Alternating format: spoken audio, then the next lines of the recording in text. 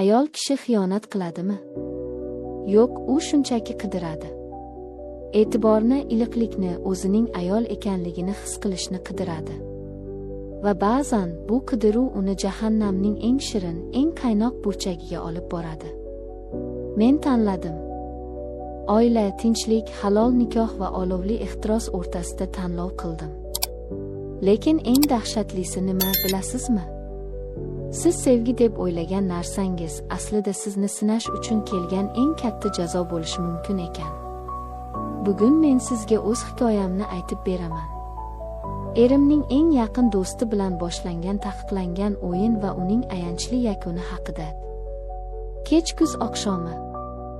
Erim Rustam yana navbatchilikda. Uyimiz jimjit. Bu sukunat devorlardan ham o'tib suyak-suyagimgacha kirib boradi. Rustam yomon odam emas. Halol, mehnatkash. Lekin u bilan yashayotgan yillarim davomida men ayol emas, shunchaki uy bekasi, kir yuvuvchi va oshpazga aylanib qoldim. Uning "Keldingmi, ovqat tayyormi?" degan so'zlardan boshqa gapi yo'q. Telefonim chiyilladi. Yuragim beixtiyor tez urib ketdi. Ekranda o'sha ism, Davron. Salom, Zaynab. Qanday yuribsiz? Yana yolg'izmisiz? Bu xabar oddiy harflardan iborat bo'lsa-da, men undagi yashirin ma'noni sezardim. Davron erimning eng yaqin do'sti. Kelishgan, ko'zlari doim kulib turadigan, gapga chechan yigit. Rustamning aksiga, u har doim menga e'tibor berardi. "Kelinoyi, bugun ochilib ketibsiz, bu ko'ylak sizga yarashibdi" degan gaplari bilan o'zimni malikadek his qildirardi. Avvaliga bu xabarlar shunchaki do'stona edi. Keyin esa o'zgardi. "Sizdek ayol yolg'iz qolmasligi kerak" deb yozdi u bir kuni. Bu jumla mening mudrab yotgan ayollik g'ururimni uyg'otib yubordi. Ichimda nimadir "javob yoz" deb buyurdi. Va men yozdim. Shu kuni kechqurun biz soatlab yozishdik. Erimning sovuqligi haqida emas, shunchaki havolar, musiqa, orzular haqida. Lekin har bir so'zimizning tagida "men seni xohlayman" degan ovozsiz faryod bor edi. "Faqat bir piyola qahva ichamiz. Do'stona", dedi u. Men rozi bo'ldim. Lekin ko'zguga qarab lab bo'yog'imni surayotganimda, bu uchrashuv do'stona bo'lmasligini bilardim. Kichik xilvat qahvaxona. U meni kutib o'tirardi. Stol ustida 2 finjon qahva va qizil atirgul. Erim menga to'yimizdan beri gul bermagan edi. Davron o'rnidan turib stulimni surdi. Uning atiri dimog'imga urildi, o'tkir, erkakona va xavfli. Biz gaplashdik. U mening ko'zlarimga shunday tikilib turardiki, go'yo ruhimni yechintirayotgandek. "Zaynab", dedi u ovozini pasaytirib. "Rustam sening qadringga yetmaydi. Agar sen meniki bo'lganingda." U gapini tugatmadi. Stol ustida turgan qo'limning ustiga qo'lini qo'ydi. Tok urgandek bo'ldi. Uning kaftlari issiq, barmoqlari dadil edi. Men qo'limni tortib olishim kerak edi. "Nima qilyapsan? Bu eringning do'sti-ku" deb baqirishim kerak edi. Lekin men qo'limni tortmadim. Aksincha, barmoqlarim titrab uning qo'lini siqdi. U menga yaqinlashdi. Nafasi yuzimga urildi. "Agar rozi bo'lsang", deb pichirladi. Men indamadim. Faqat ko'zlarimni yumdim. O'sha kuni biz chegaradan o'tmadik. Faqat quchoqlashdik. Lekin uning quchog'i, bu quchoq menga yillar davomida yetishmagan panoh edi. U meni bag'riga bosganda men erimning xotini emas, shunchaki sevib qolgan Zaynab edim. Endi men 2 hayotda yashardim. Kunduzi itoatkor, yuvosh xotin. Kechasi esa telefonda Davronning har bir xabarini intiq kutadigan oshiq. "Sog'indim, seni ko'rgim kelyapti, bugun tushimga kirding." Bu so'zlar mening giyohvand moddamga aylandi. Bir hafta o'tib, u meni shahar chetidagi dam olish uyga taklif qildi. "Hech kim bilmaydi. Faqat ikkimiz", dedi. "Yuragim bormi?" dedi. Aqlim bu xiyonat dedi. Lekin tanam bor deb faryod urdi. Biz bordik. Atrof jimjit, faqat qushlar ovozi. Eshik yopilishi bilan u menga tashlandi. Bu safar to'siqlar yo'q edi. Uning o'pichlari ochko'z, qo'llari esa talabchan edi. Sen tiriksan, Zaynab, dedi u sochlarimni silab.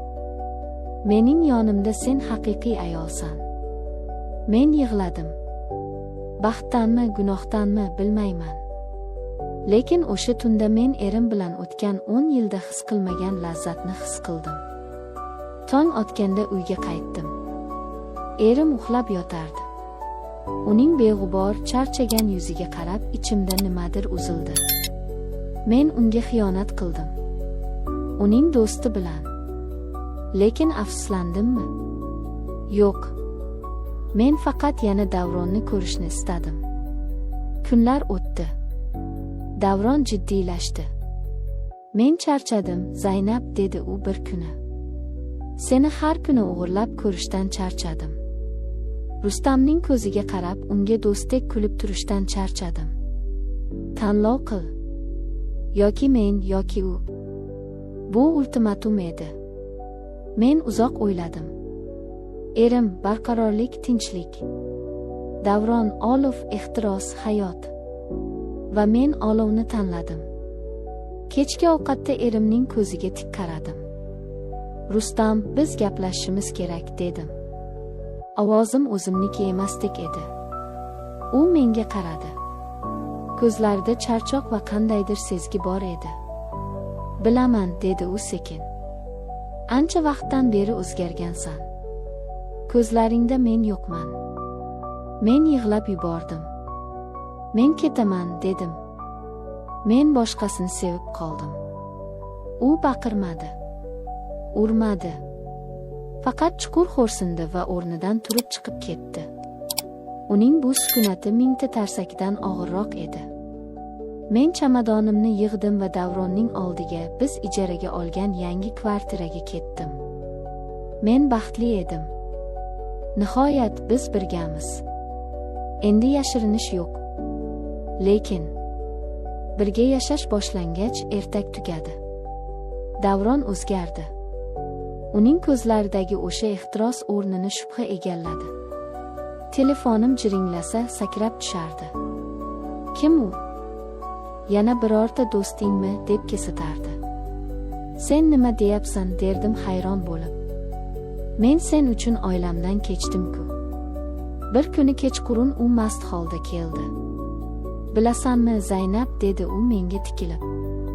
Menga senga ishonish qiyin. Nega? Chunki u achchiq kuldi. Chunki sen eringga, mening eng yaqin do'stimga xiyonat qilding. Ko'zini shamg'alat qilib men bilan yotding. Kim kafolat beradi ertaga meni ham boshqa birovga almashtirmasligingga? Yuragim to'xtab qoldi. Demak men uchun sevimli ayol emas, shunchaki xiyonatkor xotin edimmi? Men seni sevganim uchun shunday qildim, deb baqirdim. Xiyonatning bahonasi bo'lmaydi, go'zalim, dedi u sovuqqonlik bilan. Men xato qildim. Men do'stimning xotini bilan bo'lmasligim kerak edi. Bu iflos ish bo'ldi. U narsalarini yig'di. Men ketaman. Bu yuk bilan yashay olmayman, dedi u va chiqib ketdi. Men qoldim. Yangi, bo'mbo'sh kvartirada. Ortimda vayron bo'lgan oila, sindirilgan er. Oldimda esa meni xiyonatkor deb tashlab ketgan buyuk muhabbatim. Derazadan yomg'irga qarayman. Men nimaga erishdim? Bir lahzalik ehtiros uchun butun hayotimni qurbon qildim. Erimning o'sha sovuq, ammo sodiq nigohini sog'indim. Davronning esa sen mening malikamsan degan yolg'on so'zlari qulog'imda jaranglaydi. Aziz ayollar, ehtiros bu olov. U sizni isitishi mumkin, lekin ehtiyot bo'lmasangiz u sizni, uyingizni va taqdiringizni kulga aylantiradi. Men o'sha kulman. Shamol qayoqqa essa, o'sha tomonga uchib ketadigan kimsasiz kul.